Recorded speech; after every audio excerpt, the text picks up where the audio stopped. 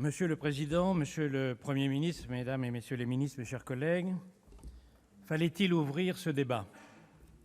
Pour les professionnels de l'indignation, c'est non. Le seul mot d'immigration, tel le marteau du médecin sur un tendon rotulien, déclenche la phrase réflexe « Vous faites le jeu du Front national ». Les donneurs de leçons qui aiment les mots pompeux en ont trouvé un qui fait florès depuis 15 jours. Il paraît qu'Emmanuel Macron triangule. Ils veulent dire par là qu'il braconne sur les terres des autres. Je ne sais pas où est-ce qu'il y a un triangle, mais passons. Quand est-ce que les détenteurs du monopole du cœur comprendront ce qui les a entraînés en salle de réanimation idéologique? L'angélisme et le victimisme qui mettent les faits en fuite et qui ont conduit, en déclarant tabou l'immigration et d'autres sujets, à ce que les classes populaires leur tournent les talons comme on abandonne un matelas usé devant sa porte. Le réel ne cessant pas d'exister parce qu'on l'ignore, on laisse à l'extrême droite le champ libre pour propager avec une fixité de poteaux indicateurs ses absurdités montées sur des échasses et ses pulsions xénophobes. Nous venons d'en avoir un exemple tout à l'heure. C'est ainsi que les populistes sont aujourd'hui aux portes du pouvoir. Je ne vois donc pas de raison de me mêler au cœur des pleureuses et je vais parler de la politique migratoire et de l'intégration. Bien sûr, ce débat n'est pas sans risque. Premier danger, les deux bouts de l'omelette, comme disait Alain Juppé, sont en embuscade. Ouvrez les frontières contre immigration zéro. Les fonds de commerce du gauchisme irresponsable et de l'extrême droite intolérante, deux rhinocéros au cuir épais à la vue basse et toujours prêts à charger, vont ressurgir. Et l'opposition républicaine, à gauche comme à droite, sera tentée de pimenter ses discours d'un peu de cette radicalité. Je voudrais inviter à y renoncer. Voici 40 ans que l'immigration est l'exemple même de l'impuissance publique. 40 ans que nous faisons ce que dénonçait Richelieu qui disait « Faire des lois et ne pas les exécuter, c'est autoriser ce que l'on veut interdire ». Ceci doit nous inciter à l'humilité. Le deuxième danger, c'est le risque Dalida. Parole, parole. Les Français veulent des actes. Il y a d'abord ce dont ils ne veulent plus.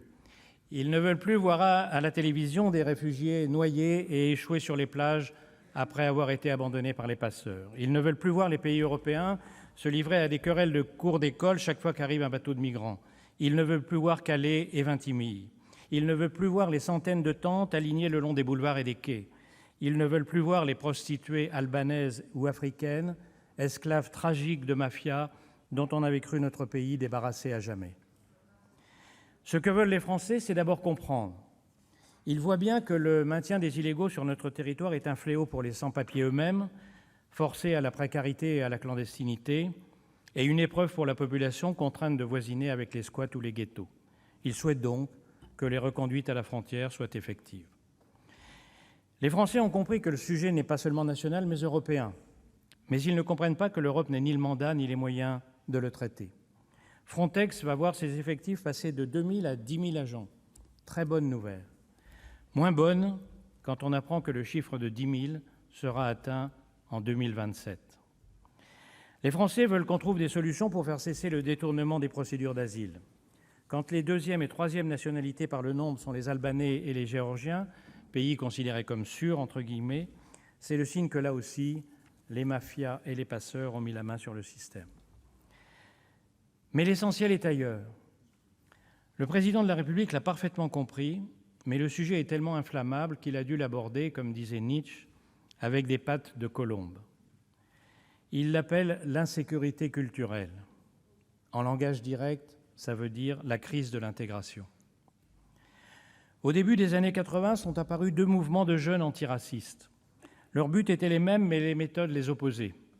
La première, France Plus, d'Areski Dahmani, avait pour mot d'ordre l'intégration républicaine. Son slogan, « Nous voulons le droit à la ressemblance ». À la ressemblance. La seconde, SOS Racisme, proposait le multiculturalisme. Abreuvée de subventions, surmédiatisée par tous les relais du jacklanguisme triomphant, elle fit une entrée fracassante dans le paysage politico-intellectuel. France Plus, privée de tout moyen, disparut. Au début des années 2000, un nouveau président d'SOS Racisme, Malek Bouti, homme de gauche responsable, propose un virage à 180 degrés, s'oppose radicalement à ce qui était devenu le politiquement correct multiculturel, condamne le différentialisme et fait l'éloge de l'intégration républicaine. Mais le mal était fait et Malek Bouti sera rapidement congédié. Le victimisme et le dolorisme sont devenus l'alpha et l'oméga du discours d'une certaine intelligentsia sur l'immigration. Un discours qui aboutit, au prétexte d'atténuer le déracinement des immigrés, à les laisser à la discrétion de leur communauté. Un discours qui, au nom de la tolérance, renonce à les protéger contre les abus de la tradition dont ils relèvent. C'est ainsi que la France est devenue un pays où monte chaque jour un peu plus le communautarisme et les discours anachroniques de l'indigénisme, de la racisation ou de l'islamo-gauchisme. Le défi de l'intégration est immense, comme l'indiquent les sondages récents selon lesquels 27% des musulmans pensent que la charia est supérieure aux lois de la République française. Mais ce chiffre montre aussi que la grande majorité d'entre eux pensent le contraire. Et les très nombreux exemples chez les enfants et les petits-enfants d'immigrés, de parcours scolaires et professionnels réussis, chacun d'entre nous en connaît autour de lui, apportent un démenti aux victimocrates qui expliquent l'échec de l'intégration par les obstacles rencontrés. Démenti encore plus éclatant, celui des centaines de milliers de boat people asiatiques, arrivés eux aussi dans les années 80 sans connaître un mot de notre langue. Dès la deuxième génération, ils ont atteint le niveau d'études et de revenus des Français. Leur chance, si l'on peut dire, c'est que notre modèle, ils en avaient rêvé des années, contre la tyrannie qu'ils fuyaient par tous les moyens. Comme ils me le disaient lorsque, président de Médecins sans frontières, je travaillais dans les camps de réfugiés du Vietnam, du Cambodge et du Laos. Ils ne sont pas prêts à gober le discours doloriste qui coupe les ailes en justifiant tous les échecs par l'excuse de la condition sociale. Voilà les défis qui vous attendent, Monsieur le Premier ministre, et l'on ne peut que vous souhaiter de les relever, parce que si, au bout de 40 ans, vous échouiez à votre tour, alors demain, ce pourrait bien être aux rhinocéros à la vue basse que les Français s'en remettent pour les régler. Une dernière question enfin. Les vagues précédentes d'immigration du début du XXe siècle concernaient des arrivants aux cultures proches des nôtres. Mais s'ils ont été à l'époque assimilés rapidement, c'est aussi parce que la France était sûre de son modèle républicain, de sa conception de la laïcité, de sa façon de vivre ensemble et de sa place dans le monde. Le plus grand défi aujourd'hui n'est-il pas de réussir l'intégration dans un pays qui voit ses valeurs s'estomper, comme s'efface peu à peu, à la surface de la mer, un visage de sable? Le plus grand défi n'est-il pas celui de convaincre Français et comme immigrés que ces valeurs ne sont pas seulement celles du passé, mais aussi celles de l'avenir? Cette question n'est pas posée qu'à vous, Monsieur le Premier ministre. Elle est posée à chacun d'entre nous. Elle est posée à notre démocratie. Merci, Monsieur le Président.